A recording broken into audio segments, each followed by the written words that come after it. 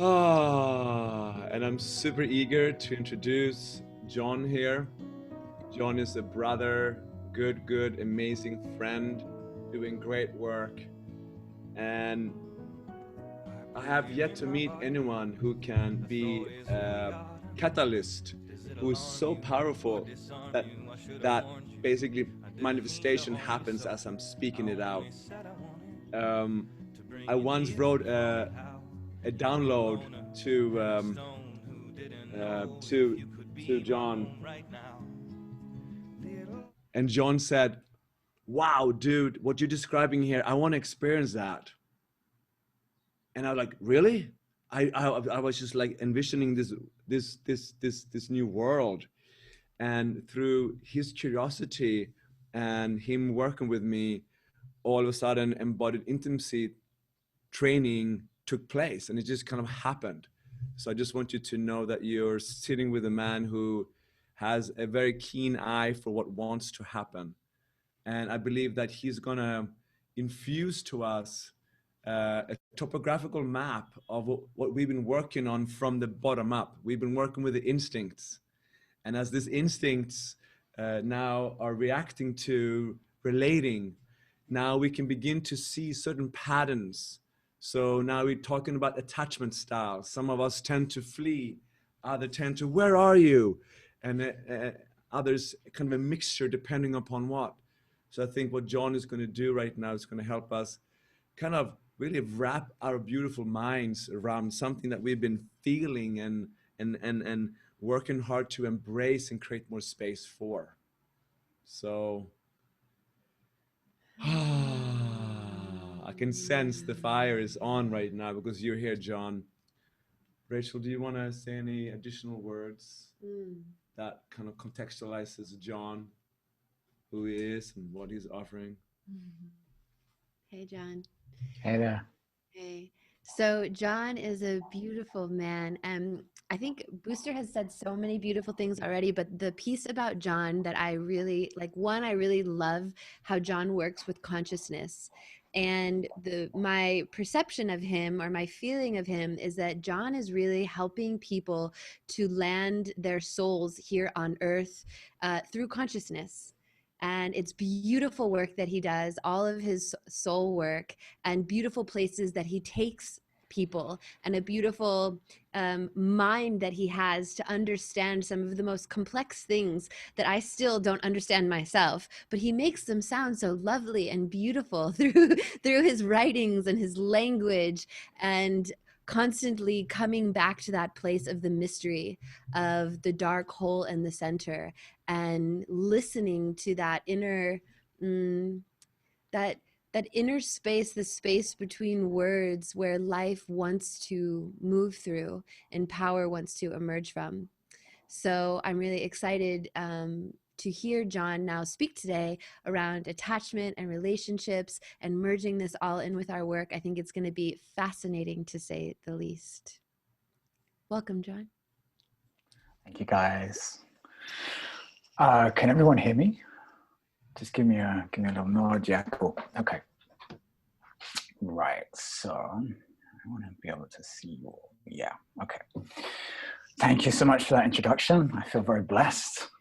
Very blessed to have such beautiful people in my life and to co-create with you as well, and to contribute to this offering which you guys have put together for these beautiful people who I get the opportunity to speak to now. So I am going to talk to you guys, and we're going to go through a bit of a process around attachment styles. And I like to say that I think this is really crucial information for any human who wants to have a relationship with other humans, right? So if you're a human being and you have a desire to have relationships with other human beings, this stuff is really helpful. So it's really common, especially, I'll just start by saying, it's really common, especially in the contemporary spiritual scene, that attachment has a bad reputation, right? And that attachment is something that really, if we were super conscious, aware, awake people, we really wouldn't be so attached, right? We wouldn't get so attached in relationship. And attachment is actually something that's better avoided, because attachment is a sign of an unhealthy thing going on in the way that we're related. Can anyone relate to that? Give me a show of hands if you've ever had that perspective. Okay, cool. So this is just straight up wrong, people. It's straight up wrong, and it misses that actually attachment is fundamental for healthy connection and relationship.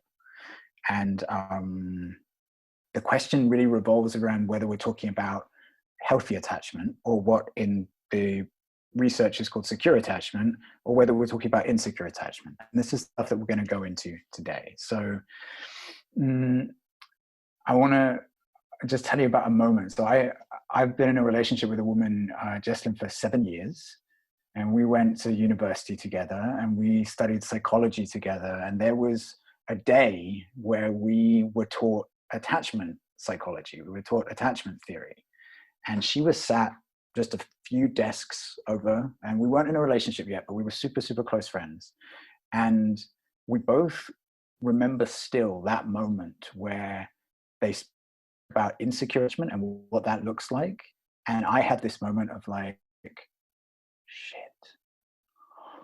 Oh, because there was a piece of it that just so perfectly described my painful and challenging and super vulnerable experience of relationship. And, I went through a process where I felt like, well, surely I'm an individual, right? I'm an individual who's a unique, different individual who has his own way of being in the world. And yet I found it crazy and a bit scary that someone could just read something out of a book about what insecure, or particular an ambivalent insecure attachment style looks like. And it was like, they're just describing John.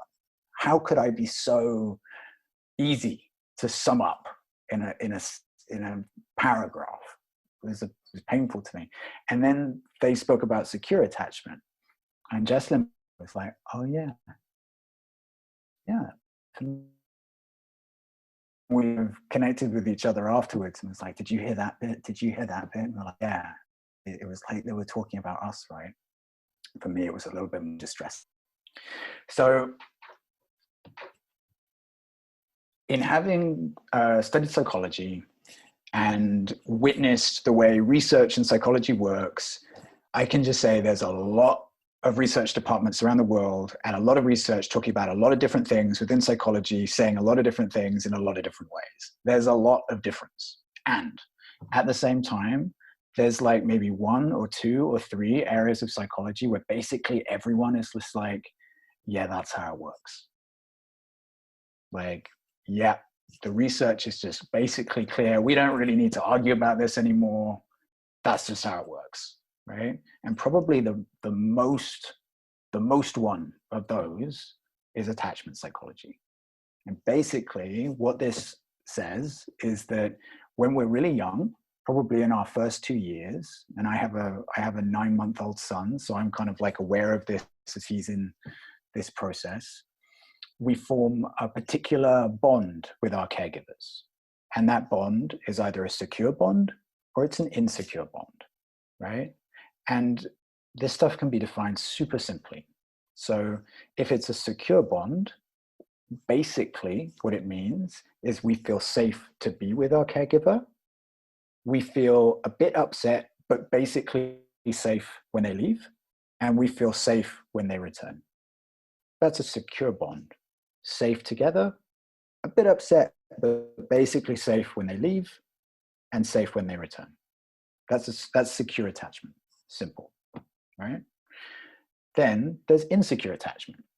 And there's 3 kinds of insecure attachment, right? So I'm gonna talk about them today. There's little bits of differences in the research, but I'm gonna talk about them today just as anxious, avoidant, and ambivalent. So anxious is, and they're all very simple. So anxious is caregiver leaves and the child is like, no, no, no, no, no, no, no, no, no, no, no, no, no. Don't leave me, don't leave me, don't leave me, don't leave me, please come back. So does not feel safe when caregiver leaves, does not feel safe when caregiver's gone, and when caregiver comes back, grabby, grabby, grabby, grabby, grabby, please come back, don't leave me, right? That's anxious attachment. Then there's avoidant attachment, which is, whilst anxious is like pulling in, avoidant is pushing away. Yeah, anxious is pulling in, avoidant is pushing away.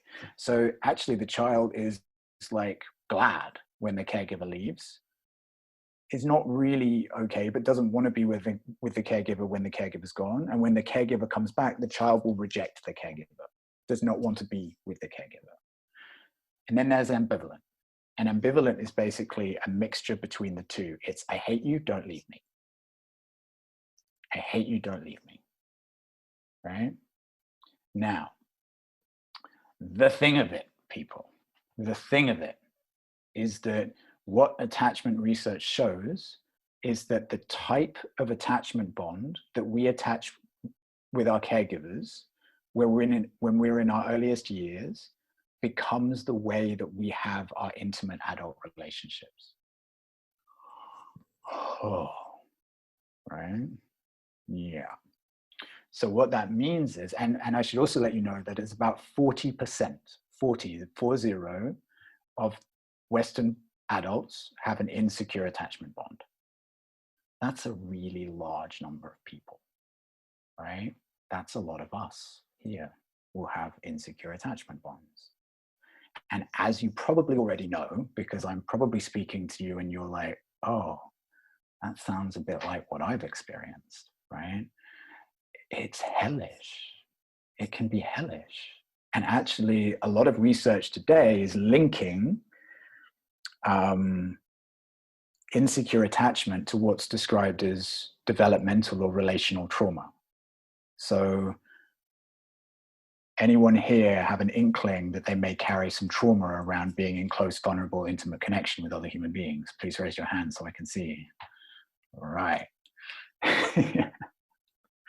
So there's a dimension of that, right, which is just human.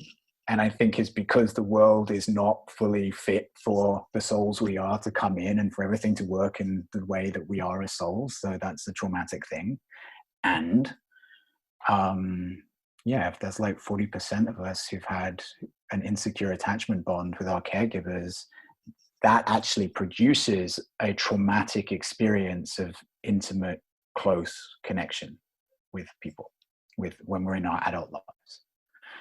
So the last piece I just want to share here before I'm going to invite you to go into some small groups in a minute. I'll give you that instruction in a second. It's just to say, like, if you are one of those really large number of people who has had an insecure attachment bond. So there was a question, what is meant in the earlier years? It's normally in the first 2 years, normally around the first 2 years that the type of attachment bond that we have with our caregivers kind of crystallizes. Things can change later on, but that's kind of when it crystallizes. But if you are someone who has had an insecure attachment, that can change and it can heal. And in psychology, the transition from an insecure attachment style to a secure attachment style is what's called earned secure attachment, right? We didn't start off with it, but we've moved into it. So that's totally possible. It takes a while, but I just want to say that because the reality, like, of my experience, and I would say I've transitioned into that. I would say it kind of took me about 4 years. In the research, it says it takes about 4 years. And that's through having a relationship experience with someone who has secure attachment. And it doesn't have to be a romantic relationship. That can be your postman. If your postman shows up every day with your post, and you can feel the secure bond you have with that human being, it's less like, yeah, I'm going to be here tomorrow with your post, you know, or whatever it is, whatever the nature of the relationship, doesn't have to be a romantic one. That can support a transition from an insecure attachment style to a secure attachment style. And I'll get into more of how that happens in a minute. But first of all, I would like, Vaishnavi, to ask you to put people into groups in a second. And I'm going to have you guys go into groups of 2. And I would like you to spend, each person just to spend 2 minutes. And I'd like you to share what you think your attachment style is and what feelings that brings up in you, right? So I'm just going to run through them again, okay? So there's secure, which is I feel safe to be with, and if this is working out in your adult relationships, imagine it's like with a partner. I feel safe to be with you. I feel safe when you're gone. I feel safe when you return. If that's your experience of close, intimate relationship, then that's securely attached, okay? If that's not your experience and you don't feel safe in those ways, then that will likely be insecure. And it's one of three types. It's either anxious, don't leave me, don't leave me, don't leave me. I don't feel safe when you go and I want you to come back. That's anxious, insecure attachment. Or it's avoidant. It's actually, I would like you to go further away, please. And we do all of these things when we feel, it's not always, people aren't always go away, go away, go away when they're in a relationship. It's when we feel vulnerable. This is how we respond when we feel vulnerable and we feel threat. So anxious, when I feel vulnerable, please don't leave me. Avoidant, when I feel vulnerable, could you leave, please? And ambivalent, when I feel vulnerable, I hate you, don't leave me. Right? I hate you maybe is a bit strong. Like, I'm angry at you, rah, rah, rah, and no, don't go. I don't want to be with you and don't go. Yeah? So just take a moment to feel in. Can you locate yourself? Can you locate yourself in any of those? And so secure, and then the three types of insecure: anxious, avoidant, ambivalent. And the question is, where do you locate yourself and what feelings does that bring up in you? So, Vaishnavi, could you put our folks into twos, and each of you will have 2 minutes to share on that. All right, here we go, everyone.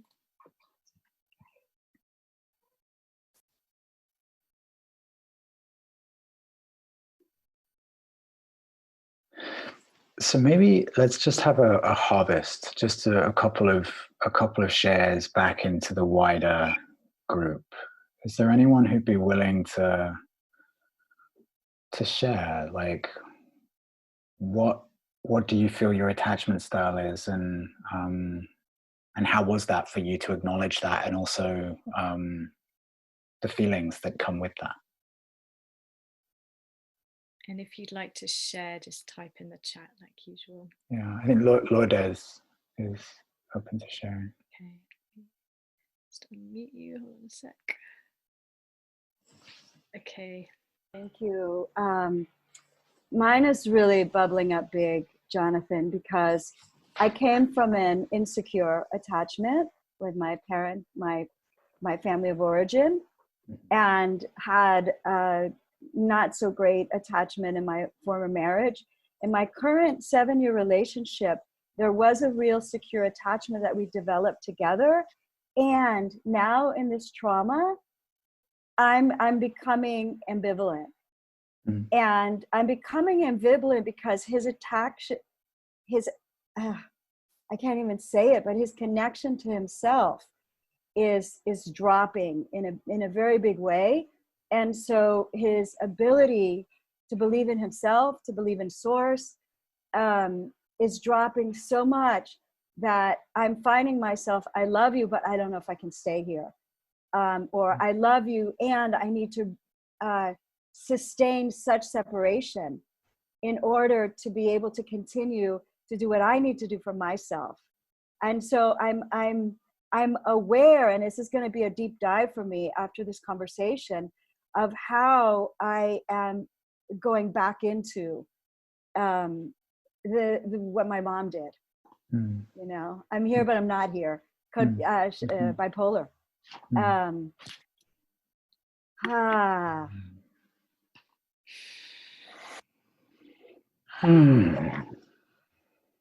Thank you, Lourdes. Thank you for sharing that.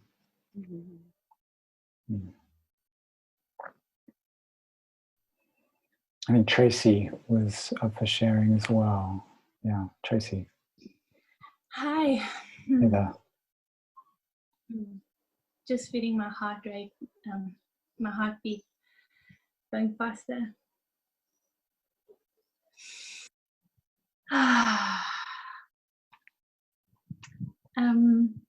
So I've noticed that I come from like an insecure, anxious attachment. And I've really been going on this journey of like deep shadow work around it also. And I've actually come to this place of like finding the secure attachment in myself that's just like not dependent on anyone or anything around me. Wow. And it's really like this this like medicine journey, like using trauma like as this medicine journey to like dip in and then like open up.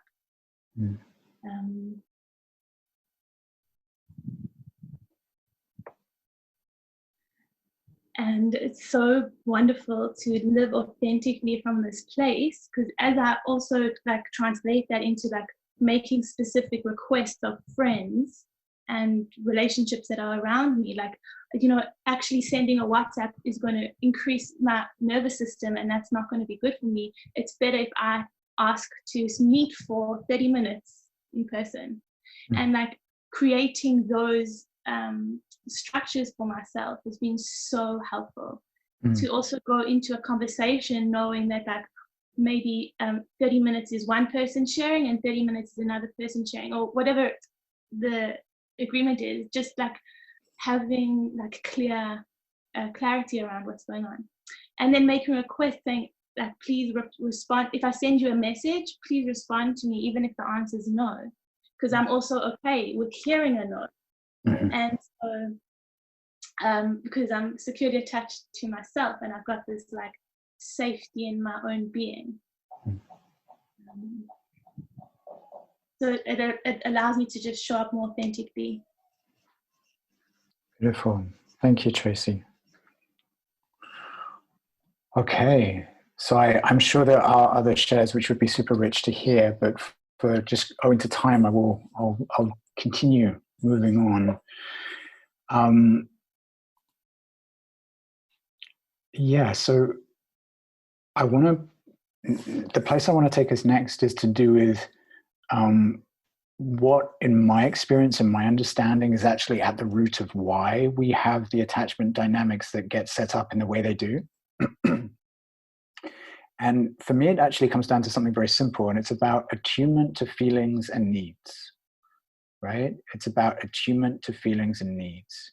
Now, when we are very young, our caregivers are more or less attuned, or we interpret our caregivers to be more or less attuned to our feelings and our needs. And the level of how attuned we experience them to be flows into how secure or insecure our attachment style is. And if we have an insecure attachment style, then we've had a particular response to a situation. We've learned at a very young age, where a lot of stuff is being hardwired into our system. We've learned a way to respond to the experience of our feelings and our needs not feeling attuned to, right? So I'm sure, like, you know, raise your hands if you've ever been in an experience where you've been in contact with someone you're close to, and you may be going through a tough, challenging time with them, and at least for a moment, it's felt like that person has no space for your feelings and your needs. Raise your hand if you've ever had that experience. Right, okay. It's horrible, right? It's a horrible experience. And it's almost like there's no oxygen to breathe in that space, right?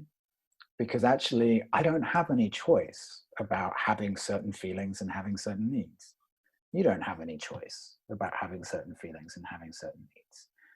They're part of this. They're part of the mechanism of what this emotional, mental, physical thing is. And when we experience that there's no attunement to our feelings and our needs, or not the attunement which we feel we need, it's kind of like not being able to breathe. And that sets up particular patterns of response. So a really common characteristic of people who have secure attachment is they actually feel trust that their feelings and their needs can be felt and can be met. So there isn't actually the deep level anxiety in their system around that, because they have a sense of trust. And normally that's because they've had that experience with their caregivers. We internalize as children a relationship to our own feelings and our needs that we've experienced in the relationship with our caregivers. That's a really important principle, right? So we internalize in our relationship to ourselves the level of attunement we've experienced or perceived our outer caregivers have with us. So if we've had an experience of our caregivers being like, seems pretty attuned to my feelings and my needs, so I have an internal sense of trust that yes, I can have feelings, and yes, I can have needs, and yes, they will generally be met, and there'll be space for them, then there isn't the level of anxiety in my system that would produce an insecure attachment style. There's actually a sense of safety and trust. And that goes on to be the foundation for the way I relate to other people as I grow up. If I have had the experience that I have not perceived my caregivers to have attunement to my feelings and my needs, then basically the message I get from that is there is not space for my feelings and my needs. And that's actually how I will internalize that experience and go on to relate to my own feelings and my needs. So people who have an insecure attachment style, which, as I've said before, is a really large number of people, actually often have a very, very challenging relationship with their own feelings and their own needs. Please raise your hand if you have any kind of resonance with that experience. Yeah. And it's very common. It's very common for people in that process to have an experience like, I don't really know what I'm feeling, to be quite honest, or I don't know what I need, or I do have a sense of what I need, but I'm pretty sure there's no point me even talking about it because there's no space for that. Yeah. I'm seeing some nods. Yeah. So as I said a moment ago, thing is, feelings and needs are basically part of the equipment. I don't have a choice about them being there. And I'm kind of like an evangelical for this stuff now, right? Like, needs are good news, people. Even though we often have a very kind of ambivalent to difficult relationship with them, actually, there are no such thing as unhealthy needs. At the root, if we're really talking about true needs, your needs are always pointing you to a more sovereign, connected, autonomous, fulfilled life. Always. Your needs are always trying to take you in that direction. And when we have an interrupted experience about how much space they can have and how much they can be met, that basically really interrupts a part of us that's trying to move towards more wholeness. And that's very painful. So what I want to do now is I want to take you through another little process, and it's to do with your own relationship with your own feelings and your own needs, right? So, yeah, there's no need to put you guys in breakout rooms for this. So I just invite you to just close your eyes and just drop in with yourself. Just bring your awareness to rest with yourself.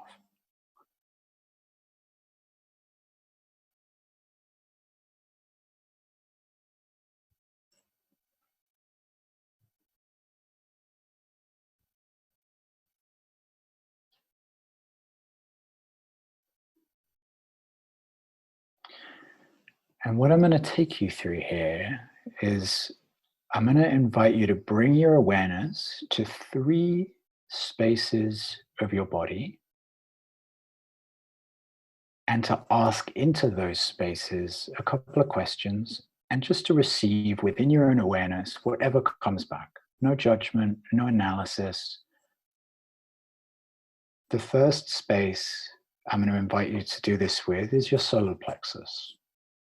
So just take your awareness to your solar plexus.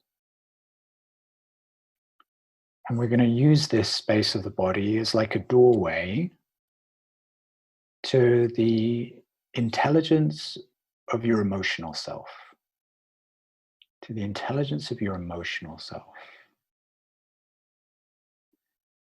So I invite you to just ask through your solar plexus, like you're speaking through a doorway and just inviting and waiting for whatever comes back, speaking to the intelligence of your emotional self. Does my emotional self trust me? Does my emotional self trust me? Just receive whatever comes back.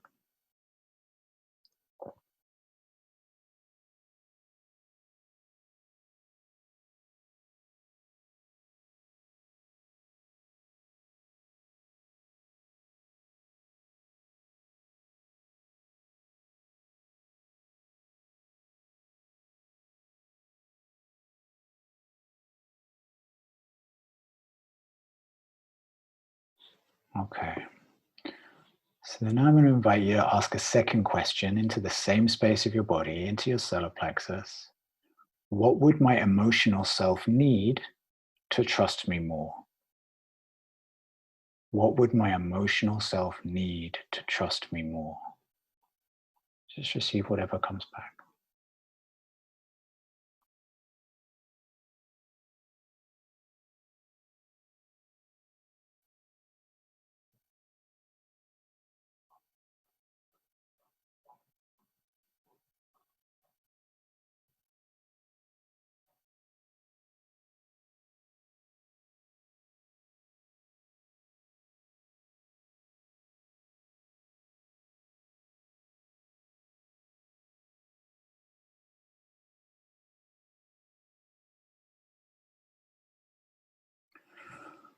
Okay, and so now I'm going to invite you to move your awareness down. And we're kind of like working with the chakra system here. So move it down to the base of your spine. Base of your spine. And we're going to use this as like a doorway to the intelligence of your physical body.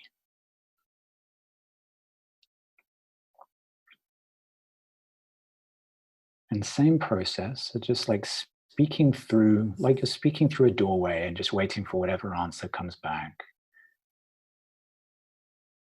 Through the base of your spine, does my physical body trust me?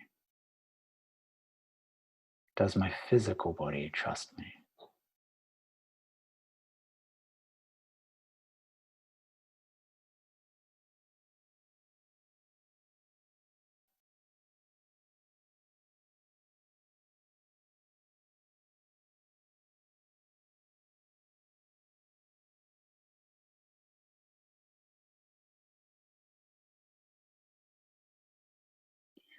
And second question, what would my physical body need to trust me more?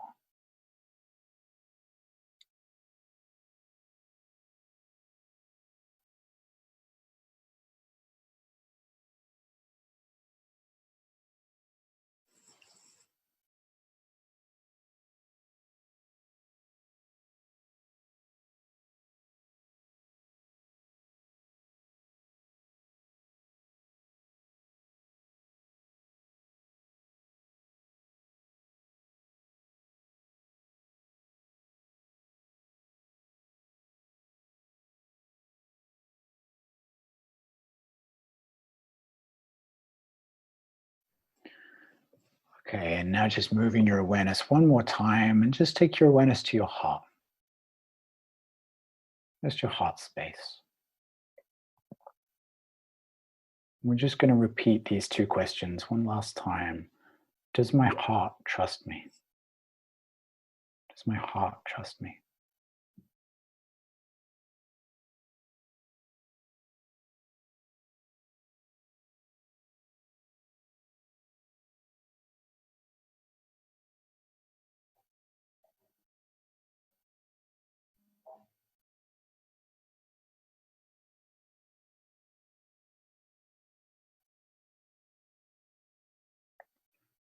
And second question, what would my heart need to trust me more?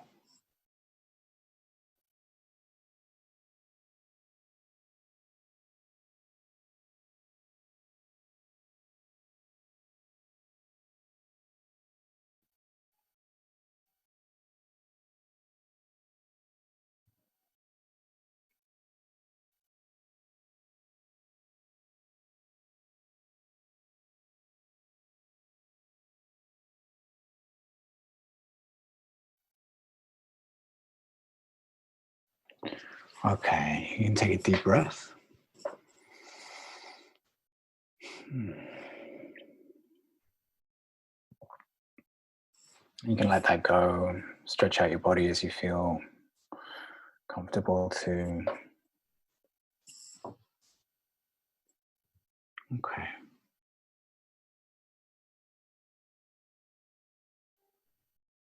So just a show of hands, is there anybody here who found that parts of them were existing in states of distrust? Yeah.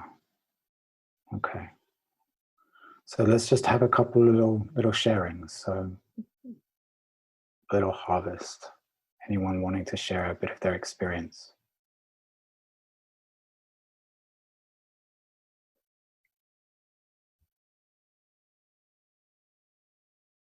So Katrin has said, Katrin Hansen has shared, so that she can share. Thanks, Jonathan.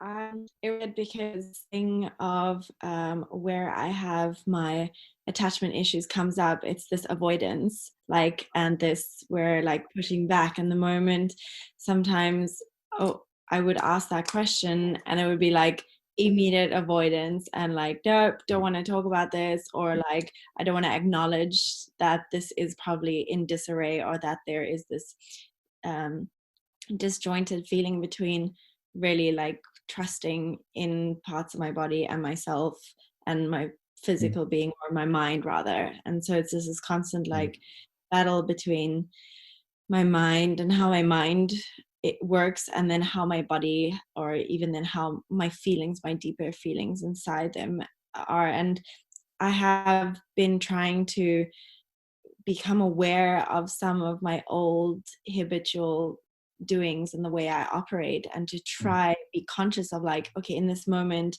am I doing what I usually do, is moving into this avoidance and this like pushing away, and how can I adjust and change that in order for it to benefit me more, or to be more nourishing, or how can I remold this old like way of operating within myself. And yeah, there's this immediate answers that come from the feelings within, and then there's also this unknown and this avoidance of like, I don't want to actually face this because I know it in myself, but it's hard to acknowledge that. Yeah, thank you. I appreciate you sharing that, and that's very common. I think people often will have actually doing a practice like we just did will really bring up a lot of, wow, that's a place I don't normally go, you know.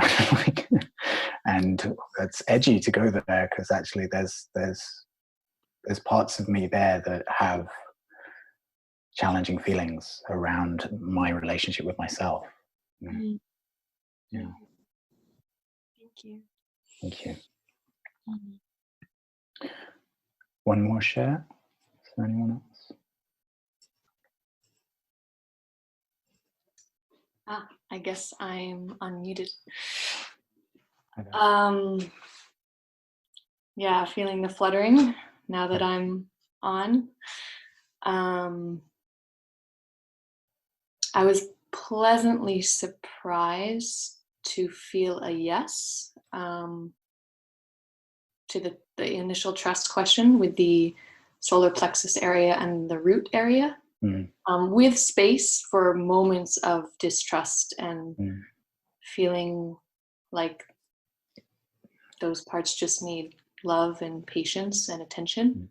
And then when we went to the heart, which typically I feel very connected with, I was so surprised to feel this like quivering and this ambivalence. So what you just shared about maybe going places that are unexpected, that was a very unexpected response, because I thought of all of those places, that would be the solid one. And it was the reverse. And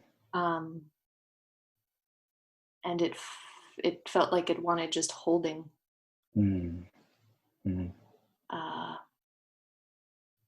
Yeah, I suppose that's it. It's nice just to reflect on this and be witness. Thank you. Thank you. I appreciate your share.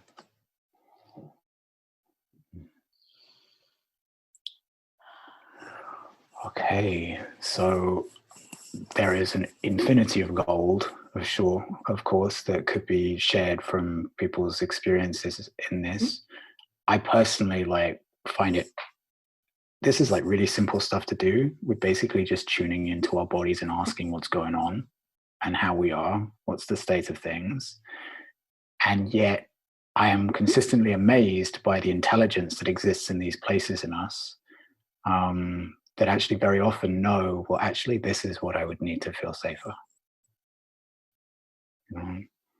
And what I want to just point to with this is, because we're all adults here, we've all internalized the way attachment has worked in our youngest years, or at particular important points in our lives, as we've internalized it as the way we relate to ourselves.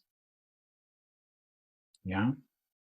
And so when we're working with moving towards secure attachment, it's kind of a two-way process in my experience. It's to do with the way I relate to myself, and it's also to do with the way I relate to other people, and particularly the type of relationships that I invite into my life.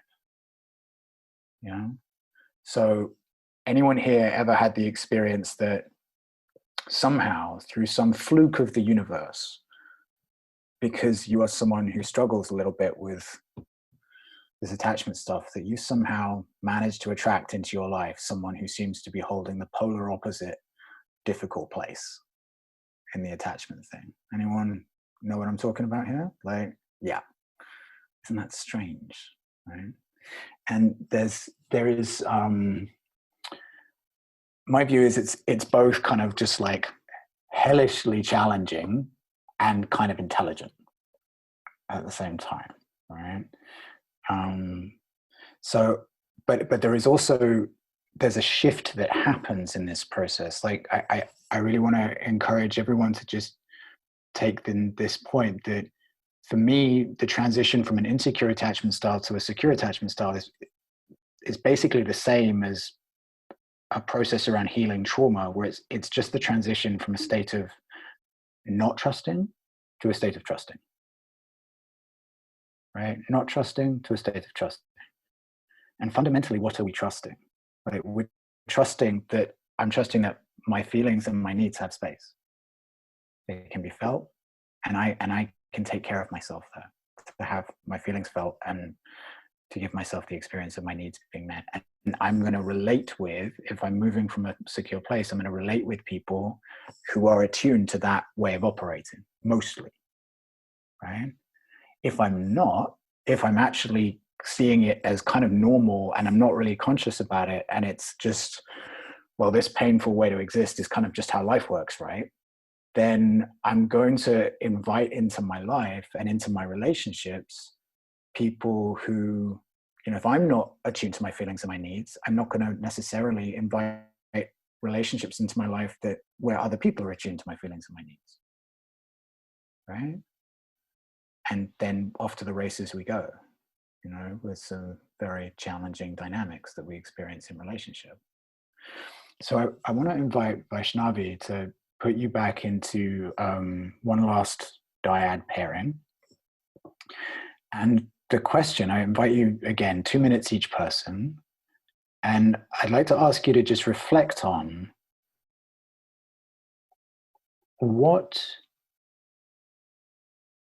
what kind of relationships have you been attracting into your life in terms of how attuned those people are to your feelings and your needs?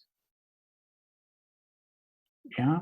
What kind of relationships, based on your own connection to your own feelings and needs, how has that affected what type of people you've been saying yes to being in relationship with? Has it been, well, actually, I have a really difficult and awkward relationship with my own feelings and needs, but hey, presto, I hit the jackpot every time. I just happen to go out with people who just really are perfectly attuned and want to provide safety and connection to my feelings and my needs?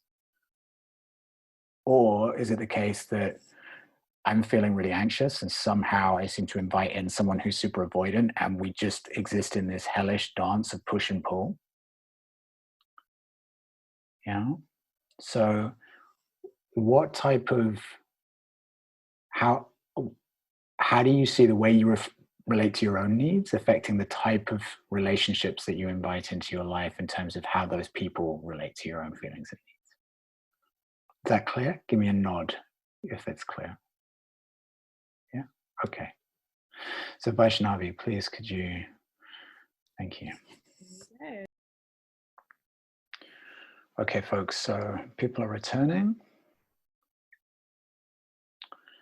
So just wait another few moments to have everyone rejoin us.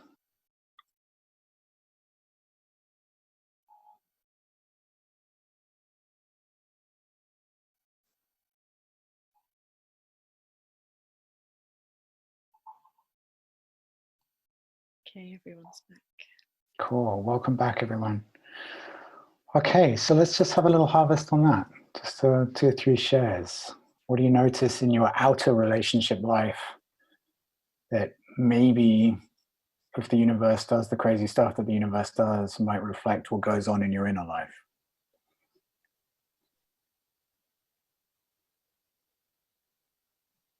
Anyone like to share?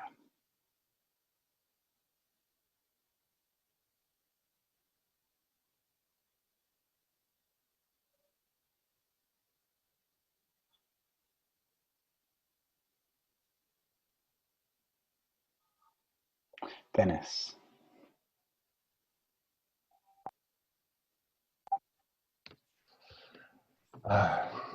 So definitely it's true what the level of awareness I have around my own feelings and boundaries is matched in my relationships. At 3 around 2-year relationships the last 10 years, and it's I've been avoidant mostly. They've been anxious mostly, and also I've seen based on my trauma that one of the things they loved was that I felt their feelings before they felt them themselves. But it didn't work the other way around. And I think, yeah, I didn't feel it myself because I was out there taking care. Sure, no one was dangerous.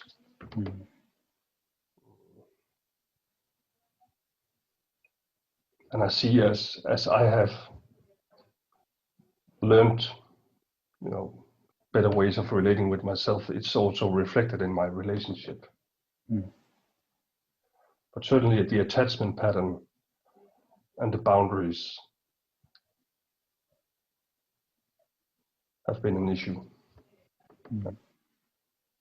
So that was quite interesting to look into. Thank you, Richard. Appreciate you sharing that.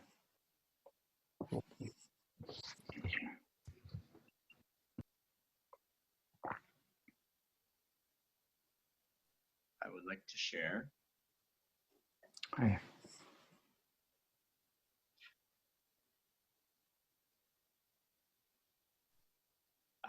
I'm aware of how much fear I have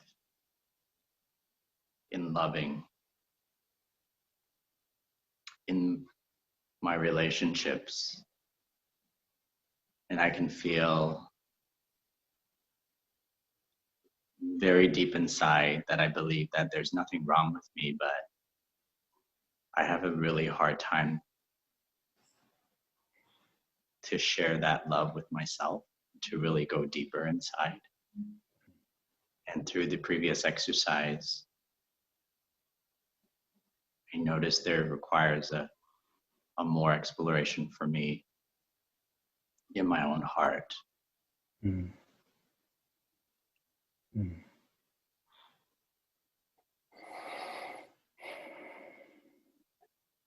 Thank you. Thank you for that. And Dennis, I realize I called you Richard. I apologize. Thank you for your share. One more, perhaps. Natalie. Hi. Okay. So I always thought that I am anxious relating, and now you know, with your teachings, I see that I'm ambivalent relating, and now that with the practice of the last 3 weeks as well, attuning more to my feelings, to my bodily feelings, opened a big feel to the feelings of the others which are around me. Mm. So I emphasized much more.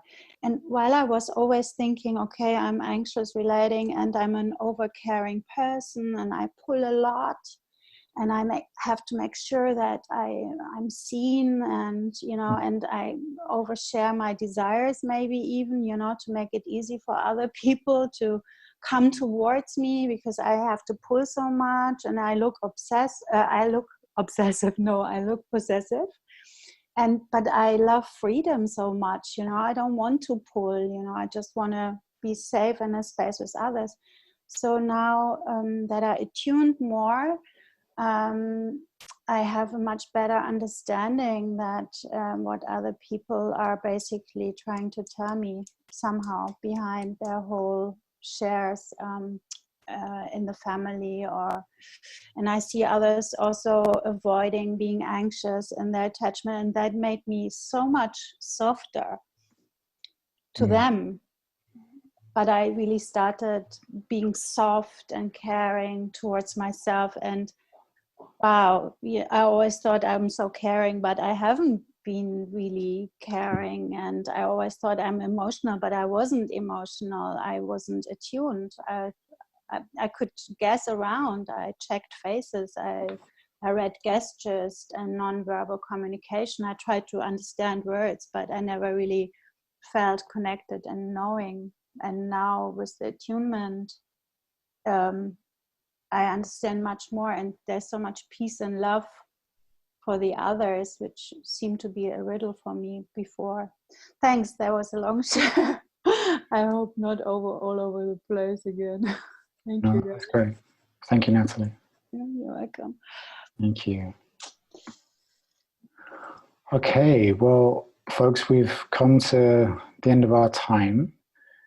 The piece that I really want to leave you with is exactly what a number of people have already shared from their experience already, which is that it's basically all about attunement to the truth of our feelings and the truth of our needs.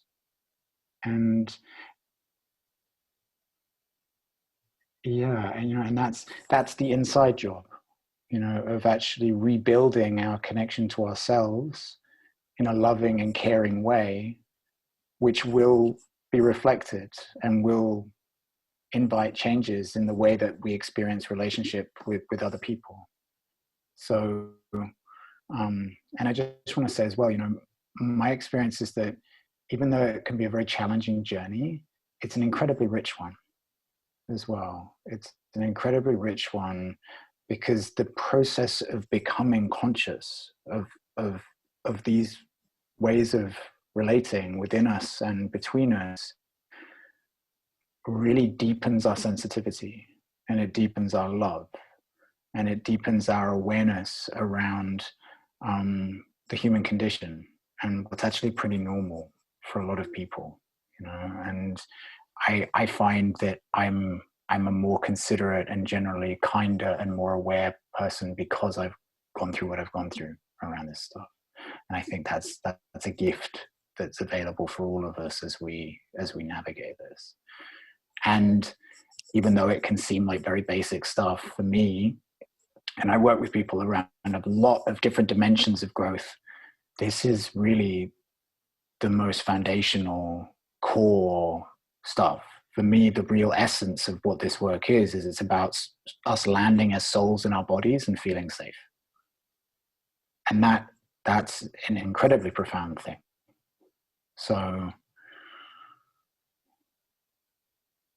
welcome yourself onto that journey of really landing in your body and on the earth and feeling safe and knowing how to be in relationship with other people in a way that we can invite each other into safety as we're really connected to ourselves. So it's a pleasure to be with you today. Thank you for sharing in the way that you have from your hearts and vulnerably. And to me, it's a testament to the depth of work that Booster and Rachel are doing and holding space for. And Booster, you can see you there. It's been a real pleasure to spend this time with your people, and Rachel too. Thank you, John, so much for this beautiful mapping out of the attachment styles and helping us find how we can find which style that we are. And in a way, really reminding us again how important it is to go really slow, to take breaths and to feel. And what actually happens when I'm with myself, what happens when I'm with you, what happens when we're connected, what happens when we're not. Like so much of the work that we've done so far has to do with even going to the root of a need or a feeling by just noticing which direction is my body propelled. Am I drawn towards you? Am I contracting away from you? As for me, like the animal, like yes, we can conceptualize feelings and needs, but it's tangible all the time if we really pay attention. Are we attuned or not to ourselves and one another? So I just love that you gave us this beautiful map of, wow, the accumulation of all these behaviors. Now I can see why I need to do this or why I need to do that, or, you know. So thanks for mapping it out for us and reminding us to really feel our way through connecting to ourselves and others. Sure thing. Pleasure. Thank you. Yay. Thank you so much, John, for being here and for coming back into our little community and sharing. And I wonder if people would like to see more about what you offer or stay connected to you, what would be the best way for them to do that? I have a website called awakeningin-eden.life, all one word, awakeningin-eden.life. And I have a Facebook group that is the kind of main thing for the different bits of my work, also called Awakening in Eden. Super. You can connect to those. We'll send it out in in the wrap up email for today, and it's also in there. Yeah. Super. Cool. Thank you so much, John. I wish you a beautiful weekend and continued secure attachment training with your son, Lander. Yeah, thank you. If anyone's going to be securely attached, it has to be him. I'm convinced of it. And when you learn everything, you can teach me, and then I'll decide if it's worth having my own kid. that landed on deaf ears. Thank you all. Wish you a beautiful weekend. Hopefully you catch up on anything you've missed around homework or videos or practices. And we'll be back next week at 8:30 a.m. And this lady right here, Laura, will be guiding the morning embodiment practice on Monday, a blissed out morning movement. Dynamic movement to morning bliss. Dynamic movement to morning bliss. You might do some things you've done before, but maybe in a new way. And we'll have a fun series of videos and new things next week. So